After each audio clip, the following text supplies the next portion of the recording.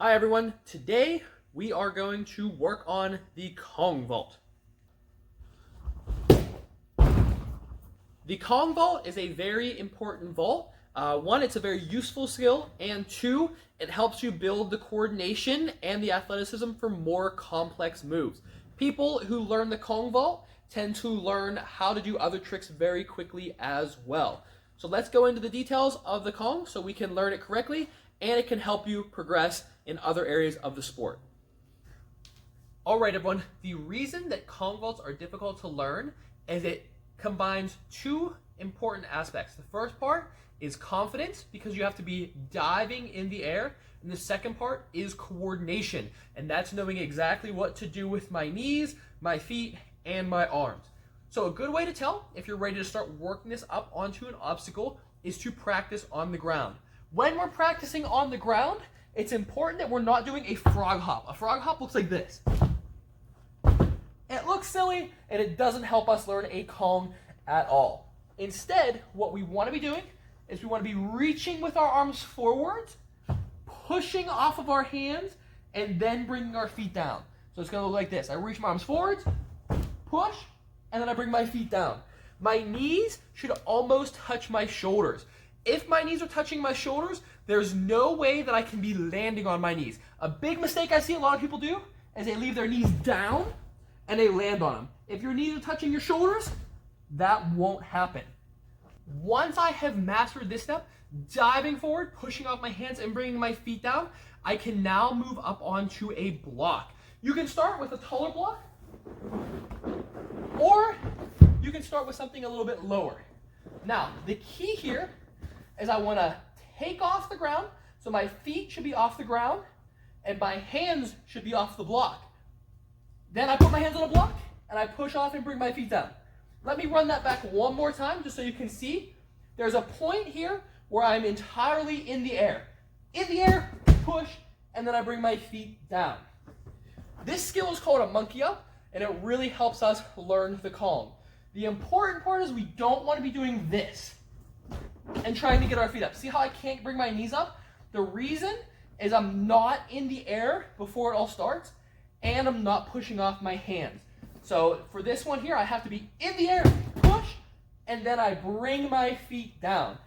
Some people struggle with this, and if you're having trouble with it, just think bringing your knees to your shoulders.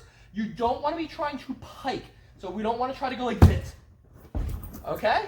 I also need to push off my hands, and I need to trust that I'm not going to hit my shins on the block. So there's a big jump and push, so I can get my feet up on the block. All right, once I have the monkey up mastered, I want to try to add a dive into it. So I'm going to reach more towards the end of the block. Once again, I have to push off, or I'm going to end up landing on my knees.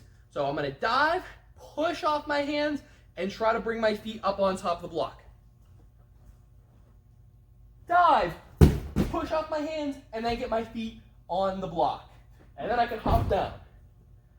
As I become more confident with this, I can start reaching further and further until I'm all the way reaching my hands at the end of the block. At this point, I can push off and bring my feet down, and I will have done a Kong. Dive, push off, and land. Now, different height Kongs require slightly different techniques. On a Kong that is low, I want to lower my shoulders. So when I take off, I'm nice and low.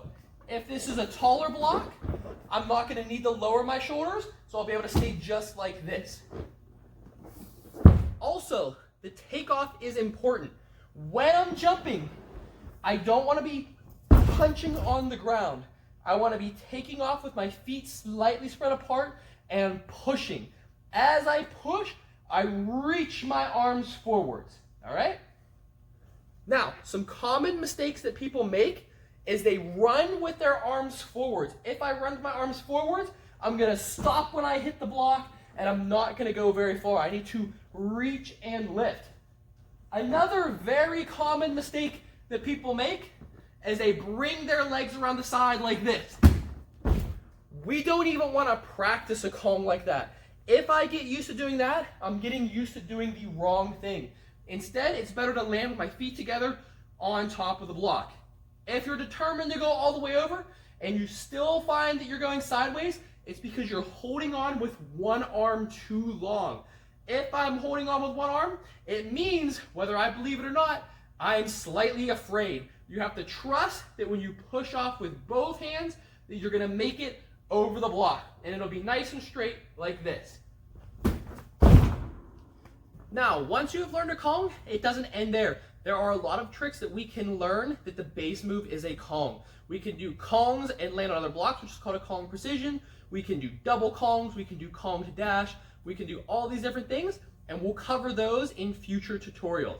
So good luck everyone practicing your Kongs, and we look forward to seeing any videos of you trying them at home. Remember, you can tag us on Instagram at Steel City Parkour Gym, and if you have any other suggestions, please leave it in the comments below. Thanks.